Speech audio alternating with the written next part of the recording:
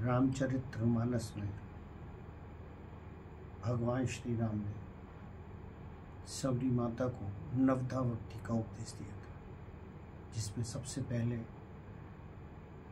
उन्होंने कहा था प्रथम भगति संतन कर सेवा। संतों की सेवा करना सबसे पहली भक्ति है। सन 1750 के लगभग की बात है, संवत 1750 के लगभग की बात है।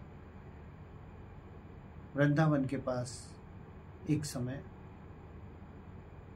एक स्त्री अपने अंधे बच्चे को जंगल में छोड़ गई, क्योंकि वह उसका भरण पोषण नहीं कर सकती थी। उधर से भगवान के दो परम भक्त जा रहे थे। उन्होंने देखा कि एक बच्चा रो रहा है। उन्होंने बच्चे को रोका, उसको प्यार किया और उसके सर पे हाथ फेरा, तो वह अंधा बच्चा देखने लगा। दोनों जने चलने लगे तो बच्चा उनके पीछे पीछे चलने लगा और वह आश्रम में आ गया। ये महात्मा अग्रदास जी थे।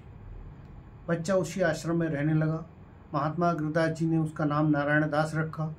नारायण दास धीरे धीरे बड़े होने लगे और अपने गुरु की परम सेवा करने लगे। गुरु की सेवा के अतिरिक्त उनके पास कोई दूसरा कार्य न था। आश्रम में आने वाले सभी संतों की वो निरंतर सेवा किया करते थे। एक समय की बात है, महात्मा अग्रदास भगवान श्री राम का ध्यान लगा रहे थे। नारायण दास जी, जिनको प्यार से वो नाभा कहते थे, नाभा जी उनको पंखा झल रहे थे। अचानक महात्मा अग्रदास जी के एक शिष्य ने उनको याद किया, जो समुद्र में भंवर में फंस गया था। उसके याद करने से महात्मा के ध्यान में विघ्न उत्पन्न होने लगा और उनके भगवान श्री राम के चरणों से मन हटने लगा। यह देख करके नाभा जी ने पंखे की हवा तेज कर दी और अपने गुरु से कहा, प्रभु आप ध्यान लगाते रहिए, मैंने उस नाव को भंवर से निकाल दिया है, अब आपका शिष्य सुरक्षित है। इतना सुनकर के महात्मा अग्रदास की आंखें खुल गईं।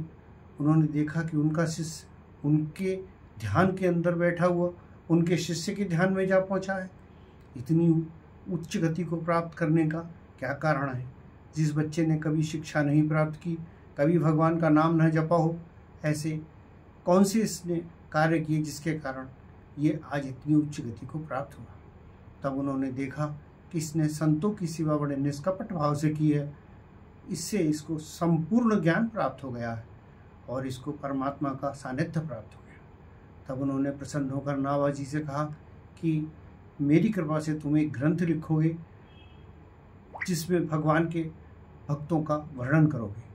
नाभा जी ने गुरु की आज्ञा को शिरोधार्य किया और एक ग्रंथ की रचना की, भक्तमाल ग्रंथ। यह ग्रंथ, इसमें उन्होंने ब्रजभाषा में अनेक संतों का वर्णन किया है। मैं आपको अनेक संतों की कथा सुनाऊंगा जो भक्तमाल में हैं। यदि आपको मेरा यह चरित्र पसंद आया हो तो मेरे चैनल को सब्सक्राइब कीजिए। जय श्री राम।